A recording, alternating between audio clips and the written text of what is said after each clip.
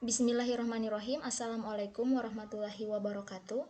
Kami dari kelompok 5 yang beranggotakan Nina Lestari dengan NIM 212211039 dan Mei Shiningsi dengan NIM 212221073 akan mempresentasikan hasil pekerjaan kami mengenai clustering menggunakan metode Kamiens untuk menentukan status gizi balita. Adapun pembahasan yang kami akan bahas dari materi ini, yaitu yang pertama ada pendahuluan, yang kedua ada metodologi, yang ketiga hasil dan pembahasan, dan yang terakhir keempat kesimpulan. Di sini yang pertama yaitu pendahuluan.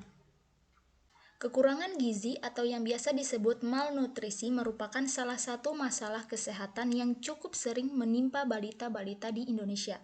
Menurut data dari WHO, jumlah balita yang meninggal dunia akibat kekurangan gizi di Indonesia tahun 2012 adalah 29 dari 1000 kelahiran. Kepedulian orang tua dan aparat desa, di dalamnya termasuk petugas Pusat Pelayanan Kesehatan Masyarakat (Puskesmas), untuk memantau gizi balita ini itu sangat diperlukan. Nah, penelitian yang dilakukan mencoba untuk melakukan pengelompokan 50 balita di Desa Karangsongo ke dalam 5 klaster status gizi. Pengelompokan status gizi balita di Desa Karangsongo menggunakan metode Kamiens dilakukan melalui beberapa tahapan, yaitu penentuan tujuan bisnis, pengumpulan data 50 balita di Desa Karangsongo,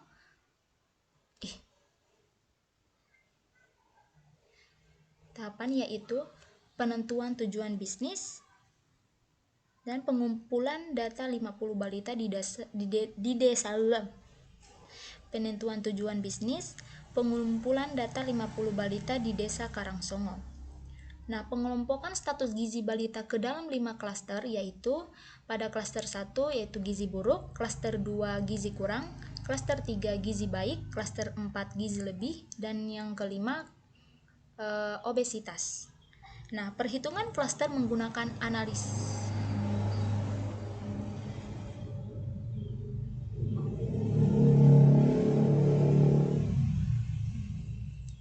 Perhitungan klaster menggunakan analisa hasil data output, pengelompokan status gizi balita menggunakan tabel grow chart, dan yang terakhir melakukan pengujian dengan membandingkan hasil pengelompokan algoritma Kamiens dan tabel grow chart. Dengan membandingkan hasil pengelompokan menggunakan tabel grow chart dan algoritma Kamiens, didapat 17 data yang memiliki kelompok yang sama. Dari angka ini, dapat disimpulkan bahwa algoritma Kamiens hanya memiliki nilai akurasi 34% benar. Nah, yang kedua yaitu ada metodologi. Model yang digunakan untuk menyelesaikan penelitian ini adalah CRISP-DM atau Cross Industry Standard Process for Data Mining. Model CRISP-DM ini diperkenalkan pertengahan tahun 1990 oleh sebuah perusahaan konsorsium Eropa.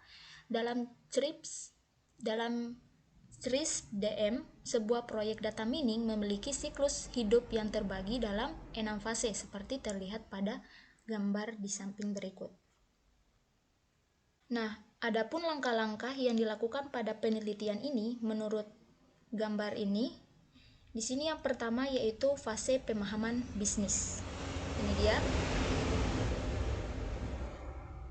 Bisnis atau business understanding meliputi penentuan tujuan bisnis, menilai situasi saat ini, menetapkan tujuan data mining, dan mengembangkan rencana proyek. Tujuan bisnis yang akan dilakukan pada penelitian ini adalah bagaimana melakukan pengelompokan nilai gizi balita di Desa Karangsongo, Jetis, Bantul menggunakan metode Kamiens. Dan yang kedua di sini ada fase pemahaman data atau data understanding phase. Setelah tujuan bisnis dan rencana proyek diterapkan, langkah selanjutnya melakukan pengumpulan data awal, deskripsi data, eksplorasi data, dan verifikasi kualitas data. Penelitian yang diusulkan ini menggunakan data primer, dengan respondennya adalah balita dengan umur di bawah 36 bulan sesuai data yang ada di Posyandu, Desa Karangsongo.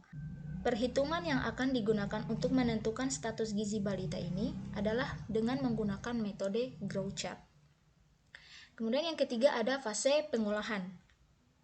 Pada tahap ini dilakukan identifikasi dan pembangunan jawaban dari data yang telah dikumpulkan untuk bisa melakukan pengelompokan dan pemilahan ke dalam kelompok-kelompok yang telah ditentukan.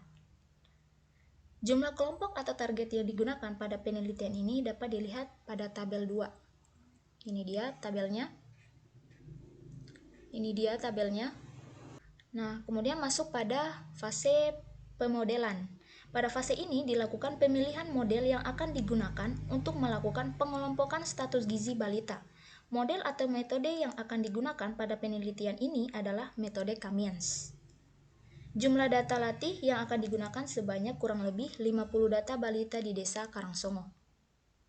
Kemudian masuk pada fase kelima yaitu fase evaluasi. Pengujian akan dilakukan dengan membandingkan pengelompokan yang dilakukan oleh algoritma Kamiens dengan pengelompokan yang dilakukan oleh Bidan Desa Karangsongo. Kemudian yang keenam yaitu fase penyebaran. Fase ini dilakukan guna penemuan pengetahuan atau identifikasi hubungan yang tak terduga dan berguna, untuk kemudian diterapkan pada operasi bisnis di berbagai tujuan termasuk clustering. Selanjutnya di sini saya akan menjelaskan mengenai Kamiens clustering. Nah, pengelompokan data dengan metode Kamiens dilakukan dengan algoritma. Yang pertama yaitu kita menentukan jumlah kelompok. Yang kedua yaitu kita alokasikan data ke dalam kelompok secara acak. Kemudian ketiga, kita hitung pusat kelompok sentroid atau rata-rata atau mean dari data yang ada di masing-masing kelompok.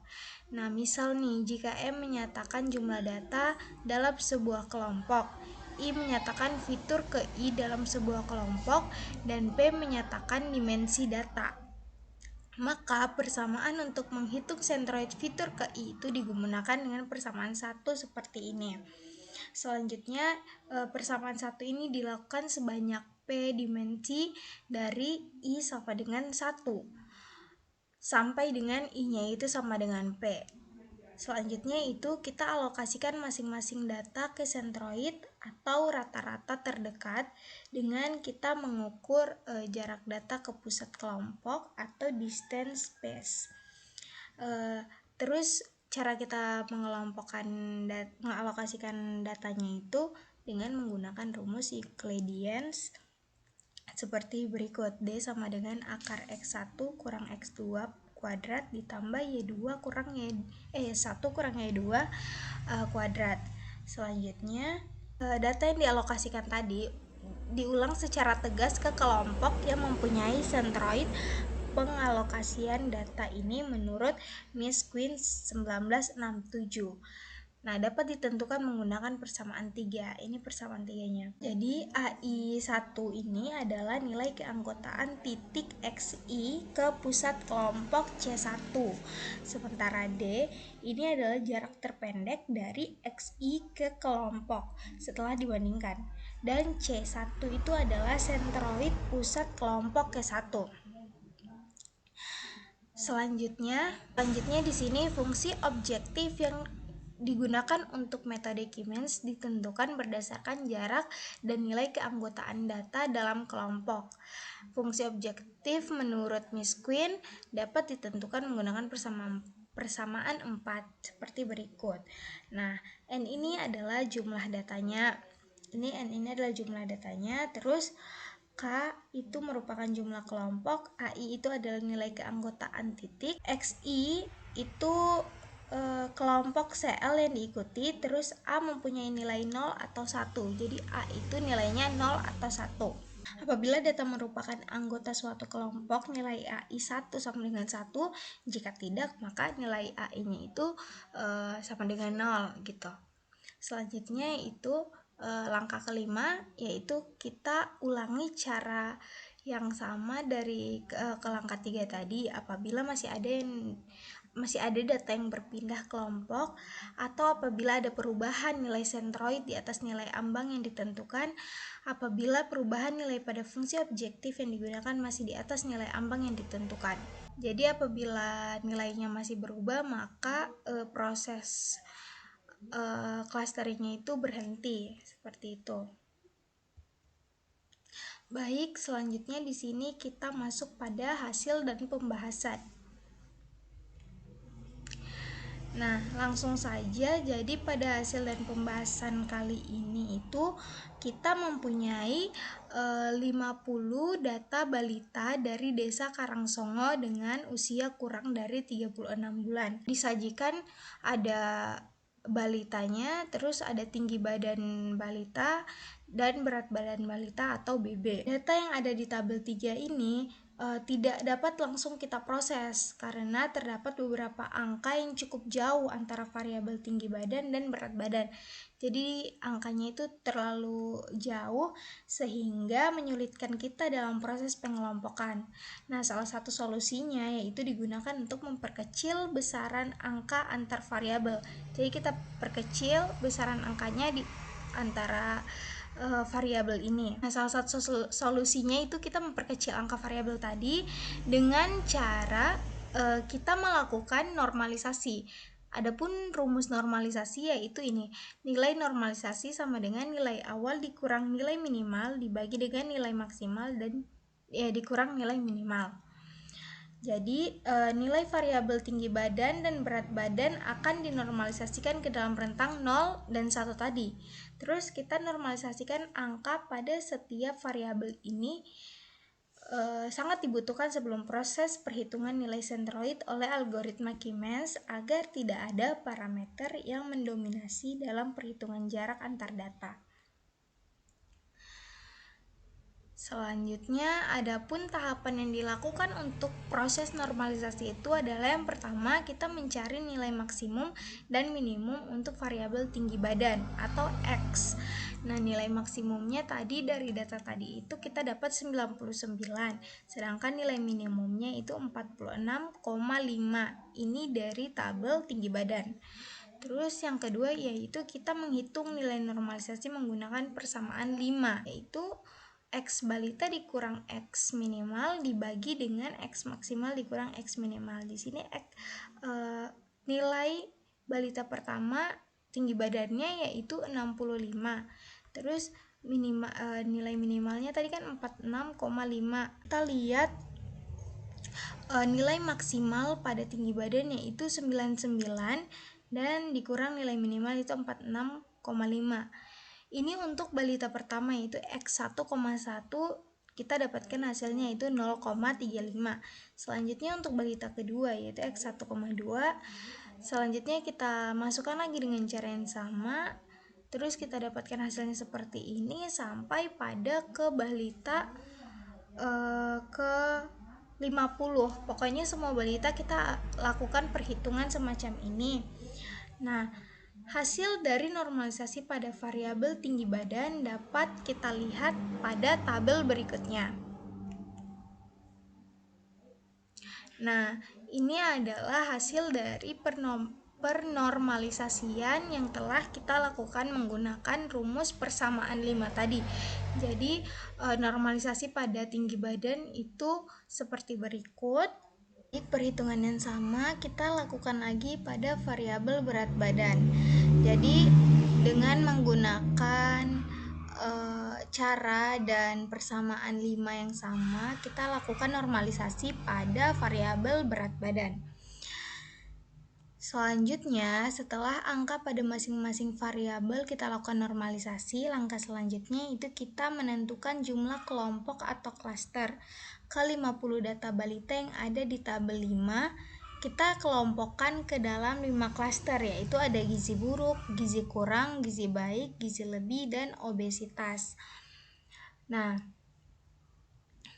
jadi kita misalkan nilai inisial klaster center yang kita berikan itu adalah seperti berikut. Maka di sini kita gunakan untuk menghitung jarak antara data dan sentroid atau titik tengahnya. Nah, persamaan yang kita gunakan untuk menghitung jarak pada penelitian ini tadi menggunakan rumus Euclidean distance dengan persamaan 2. Nah, adapun contoh perhitungan jarak pada data ke-1 pada masing-masing klaster yaitu sebagai berikut. Jadi, data pertama, balita pertama dijumlahkan dengan klaster pertama. Jadi di sini data balita pertama yaitu 0,35. Ini kita mengambil nilai yang sudah dinormalisasikan pada tinggi badan balita pertama. Terus kita kurang dengan tinggi badan clustering yang pertama yaitu 0,92 dikurang dengan BB1, berat badan pertama setelah normalisasi dikurang dengan berat badan pada ini 1, berat badan pada klaster 1. Nah, hasilnya itu seperti berikut, 0,9427. Pada data pertama ini kita lakukan semua kelima cluster center ini kita hitung, terus ini bakal kita ulang menghitung sampai data ke-50. Jadi hasilnya itu akan seperti ini. Nah, persamaan dan perhitungan yang sama kita terapkan di semua data balita yang ke-50 untuk mendapatkan jarak tiap data pada masing-masing klaster seperti tabel 6 ini, yaitu jarak data pada tiap klaster. Nah, di sini kan pada balita pertama ini sudah ditentukan klaster 1 jaraknya sekian, klaster 2 sekian, klaster 3 sekian. Nah, untuk itu selanjutnya setelah kita menghitung ini, masing-masing data dihitung, langkah selanjutnya itu kita mengelompokkan data sesuai klasternya. Jadi kelompok klaster itu kita ambil jarak terpendek. Misal pada balita pertama ini kan ini 0,9, 0,6, 0,3, 0,2, 0,3 berarti jarak terpendek yaitu jarak pada klaster keempat. Nah, sedang balita 2 yaitu jarak terpendeknya ada di klaster 3. Jadi kita menentukan itu, penentuan data klaster dengan jarak terdekat. Nah, hasilnya itu seperti ini, guys. Misalnya untuk data balita pertama itu ini 0,9427,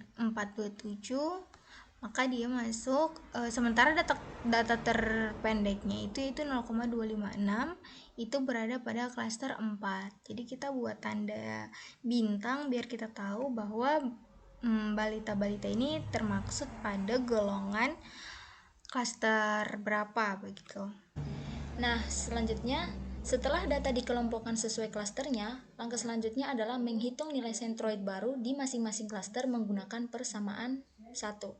Di mana di sini sentroid 1 dengan tinggi badan di mana sama dengan tinggi badan 17 ditambah tinggi badan ke-20 ditambah tinggi badan ke-25 per 3, hasilnya itu 0,95. Kemudian pada klaster 1 berat badannya dihitung juga di mana berat badan 17 ditambah berat badan ke-20 ditambah berat badan ke-25 dibagi 3, hasilnya 0,91. Nah, rumusan perhitungan yang sama dilakukan untuk menghitung nilai sentroid baru pada masing-masing klaster. Nilai sentroid baru pada masing-masing klaster ini dapat dilihat pada tabel berikut ini. Pada tabel 8 itu nilai sentroid baru. Nah, setelah nilai sentroid baru dihitung, langkah selanjutnya adalah dibandingkan dengan nilai sentroid sebelumnya. Pada iterasi ini, dibandingkan dengan nilai initial cluster center. Nah, jika nilainya sama, maka proses iterasi dihentikan. Namun, jika nilainya tidak sama, maka proses pengelompokan data diulang kembali. Nah, inilah hasil pengelompokan ke-50 data balita dan jaraknya dengan pusat klaster hasil pengelompokan menggunakan software SPSS ditunjukkan pada tabel 9 ini. Pada tabel 9, balita 1 dengan tinggi badan 65 cm dan berat badan 5,8 kg dimasukkan ke klaster 4, yaitu kelompok balita dengan status gizi berlebih dengan jarak sebesar 0,108 dari pusat klaster 4. Berbeda dengan balita 2 yang memiliki tinggi badan 65 cm dengan berat badan 7,2 dikelompokkan ke dalam klaster 3, yaitu kelompok balita dengan status gizi baik dengan jarak sebesar 0,151 dari pusat klaster 3. Nah, adapun jarak antar pusat klaster ditunjukkan pada gambar 3 di bawah ini. Nah, pengujian dilakukan dengan membandingkan pengelompokan yang dilakukan oleh algoritma Cummins dengan pengelompokan yang dilakukan oleh Bidan Desa Karangsongo menggunakan tabel growth chart. Perhitungan berat badan ideal balita menggunakan tabel growth chart pada gambar 1 dapat dilakukan dengan menarik angka tinggi badan balita ke kanan hingga menyentuh garis persentil. Selanjutnya, tarik ke bawah menuju kurva berat badan dan didapatkan nilai berat badan ideal balita tersebut. Nah, untuk mengetahui status gizi balita dilakukan dengan melakukan pembagian berat badan balita sekarang dibagi dengan berat idealnya. Nah, hasil perhitungan lalu dicocokkan dengan tabel 2 untuk mendapatkan status gizi balita tersebut. Nah, inilah dia tabel 10 hasil pengelompokan menggunakan tabel growth chart. Nah, dengan membandingkan tabel 9 atau tabel pengelompokan status gizi balita menggunakan growth chart dan tabel 10 yaitu tabel pengelompokan dengan algoritma Cummins, didapatkan hasil sebagai berikut. Di mana poin A terdapat 17 balita dengan hasil pengelompokan yang sama, yaitu balita ke 5, 6, 12, 13, 15, 16 sampai ke 46 dan balita ke 48. Kemudian poin B di mana terdapat 33 balita lainnya terdapat perbedaan dalam penentuan kelompok atau klasternya. Nah, dari hasil tersebut dapat disimpulkan bahwa kebenaran algoritma Cummins dalam mengelompokkan status gizi balita memiliki nilai akurasi sebesar 34%. Oke, selanjutnya poin yang keempat, terakhir yaitu kesimpulan. Nah, kesimpulan dari penelitian ini adalah dengan membandingkan hasil pengelompokan menggunakan tabel growth chart dan algoritma Cummins, didapat 17 data yang memiliki kelompok yang sama. Dari angka ini, dapat disimpulkan bahwa algoritma Cummins hanya memiliki nilai akurasi 34% benar. Nilai ini bisa berubah seiring dengan penambahan data latih. Nah, sekian presentasi dari kelompok kami. Kurang dan lebihnya mohon dimaafkan. Saya akhiri. Wabillahi taufiq wal hidayah. Wassalamualaikum warahmatullahi wabarakatuh.